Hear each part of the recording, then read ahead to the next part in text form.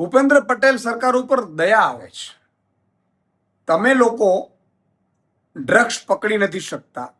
ડ્રગ્સનો બેફામપણે અત્યારે અહીંયા વેચાણ થઈ રહ્યું છે અને ડ્રગ્સ ઉંદર ખાઈ જાય છે.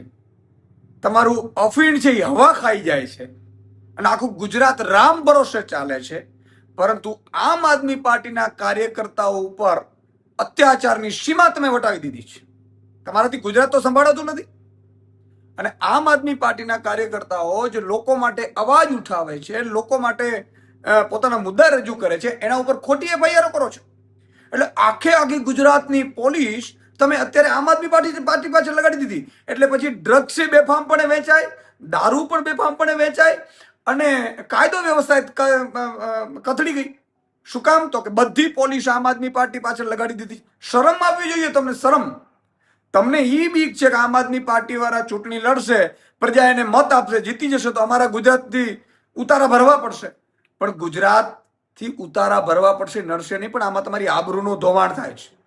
આજે પોરબંદરમાં ગતરોજ તમે 2-3 કાર્યકર્તાઓ ઉપર એફઆઈઆર કરાવડાવી છે. આજે જામનગરમાં કાર્યકર્તાઓ ઉપર એફઆઈઆર કરાવડાવી છે. તમે જામનગરમાં અમારા જે સહયોગી મિત્રો છે એમના ઉપર તમે ખોટી એફઆઈઆરો કરાવીને એને જેલમાં બેસાડી દીધા છે. તમે સુરેન્દ્રનગરમાં જે લોકોનો અવાજ બનતા હતા કમલેશ કોટેચા આખી ટીમ, એમના ઉપર ખોટી એફઆઈઆરો કરી છે. આખા ગુજરાતમાં છેલ્લા લગભગ 1 મહિનાની અંદર 50 થી વધુ એફઆઈઆરો અમારા આમ આદમી પાર્ટી ઉપર ના કાર્યકર્તાઓ ઉપર તમે કોઈ ને કોઈ ખોટા કેસોમાં કરી છે. શરમ આવવી જોઈએ. કાયદો ને વ્યવસ્થામાં તમે પોલીસનો પણ દુરુપયોગ કરો છો અને તમને એટલો બધો ડર લાગે છે તમને આમ આદમી પાર્ટીનો કે તમે ખાખીને આગળ કરી દો છો અને ખાખી પાછળ તમે એટલું ખોટું કરાવડાવો છો, બુટલે કરીને આન તેન, એટલે એને ફરજિયાત કરવું પડે છે.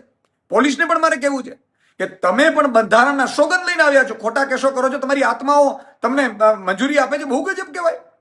એટલે મહેરબાની કરીને એટલું જ અત્યાચાર કરજો કે તમે સહી શકો. બરોબર છે? કરમ કોઈને છોડતો નથી. આમ આદમી પાર્ટીના કાર્યકર્તાઓને આજે તમે જેલમાં નાખશો, ફરીથી એ બહાર આવશે, ફરીથી મજબૂતાઈથી લડશે, તમને ભગાડશે ત્યાંથી. અને ગુજરાતની જનતાને પણ કહેવા માંગુ છું કે આ રાવણ અને કંસની ઓલાદ જેવી આ સરકારને વહેલી તકે છોડાવવા માટે, એની ઝાડમાંથી છોડાવવા માટે અમે એક થઈને લડી રહ્યા છીએ. અમારા ઉપર અત્યાચાર થશે, પોલીસ લાઠીચાર્જ કરશે, ખોટા કેસ કરશે, જેલમાં જવું પડશે, અમે ડરીશું નહીં. પણ આગામી તાલુકા જિલ્લાની ચૂંટણી આવે, તમે મહેરબાની કરીને જ્ઞાતિ જાતિ ધર્મ વેચાય વગર ઝાડુનો બટન દબાવજો અને આ કંસની રાવણની સરકારને દૂર કરજો.